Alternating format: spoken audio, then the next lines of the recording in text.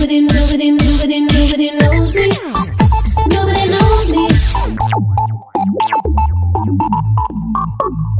It's no good when we're misunderstood. Or why should I care what the world thinks of me?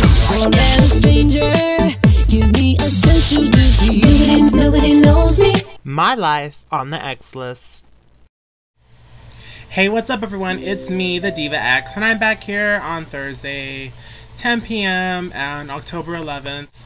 On my blog, if you guys don't know, I've been reading, I've been commenting about Celebrity Detox, which is Rosie O'Donnell's new book, and one of the blogs that I posted, I put on page 160, Betrayal, the hardest thing to deal with for us humans. Now, when I wrote this wasn't about anything. This wasn't about anyone. This wasn't about nothing. It was just about what I read. It was a statement that I read in Rosie's book, and like I put under it, I'll say. I'm making this blog because everyone just kind of jumped on it and was just like, what happened? Who did it? And there was nothing. I was reading a book, and there was something that I liked what it said, and my hair is going to bother the fuck out of me. And so I thought I'd share it with people to entice them to go buy this book.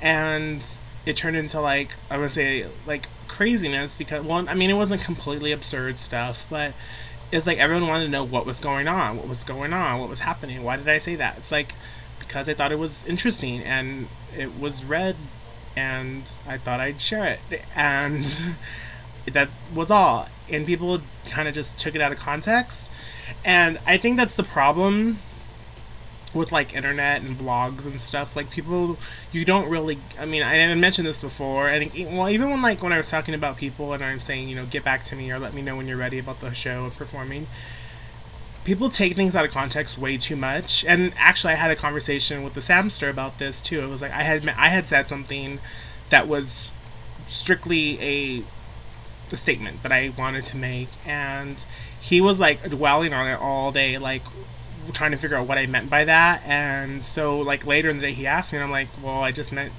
what I said. There was no hidden meaning behind it. There was nothing more than what the words were there. So I think that often happens more on the internet and with blogs. I mean, blogs are in some cases, blogs are a little bit more of a personal thing.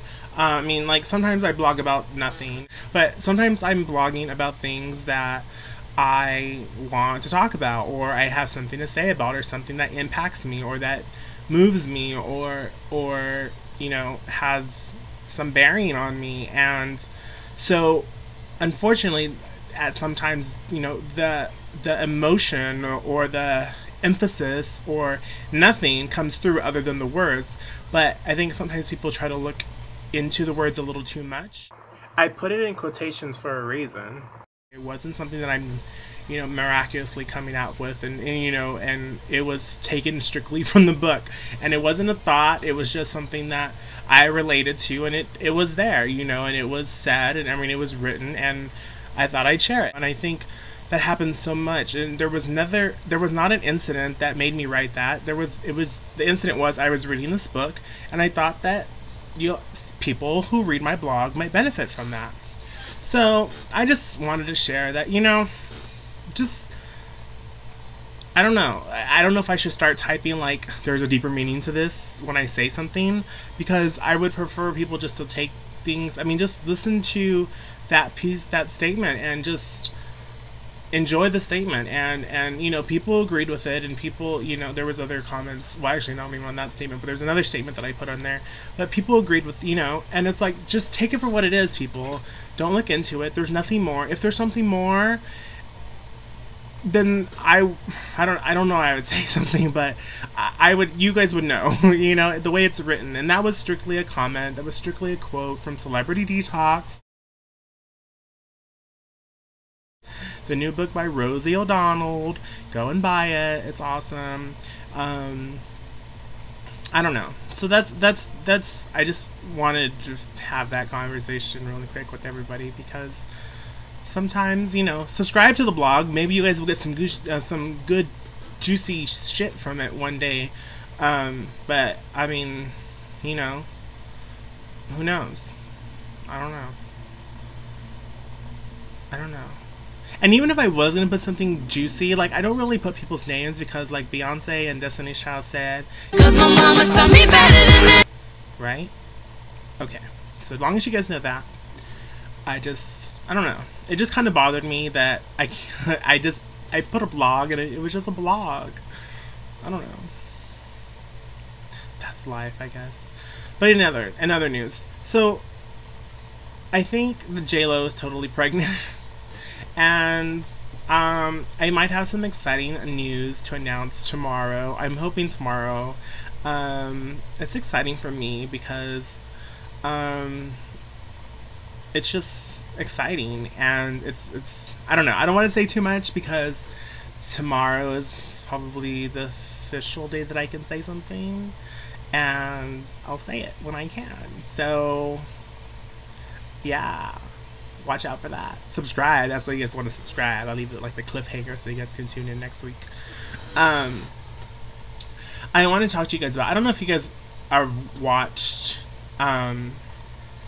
Brothers and Sisters. Like, it's one of my favorite shows, my new show. You know, like, Ugly Betty is the bomb, Desperate Housewives is the bomb. But Brothers and Sisters, I don't think it's getting enough credit. I don't think, you know, people talk about it as much as they should. It's an awesome show. I took the box set of the first season to my mother's, and she's totally, like, engulfed in it. Also, Nip Tuck, too. It's so funny how much she loves Nip Tuck. And I'm like, okay, well, I have all the seasons so far, so I'll catch you up. And, but Brothers and Sisters, it's about brothers and sisters. And, you know, if you come from a big family, or if you don't come from a big family, you want to know what it's like to come from a big family, that's what it's about. It's about family, and brothers and sisters, obviously. But it's kind of weird because, like, right, next weekend, not this weekend, but the following weekend, I'm supposed to have, helping organize this family reunion for my family.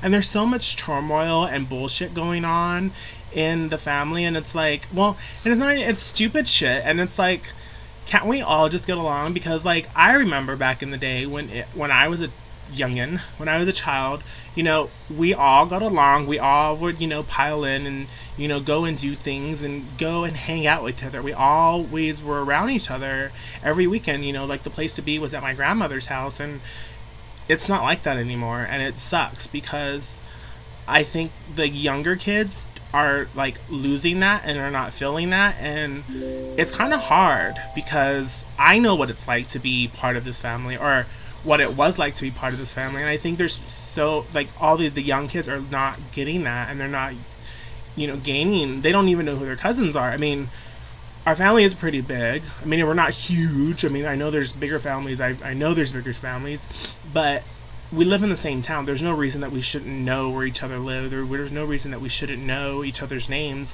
I mean, compiling the list of family relatives was just, like, a task, and it was like, I shouldn't have to guess about people's names. I mean, like, the new babies, you know, I'm like, okay, what do they name her after all?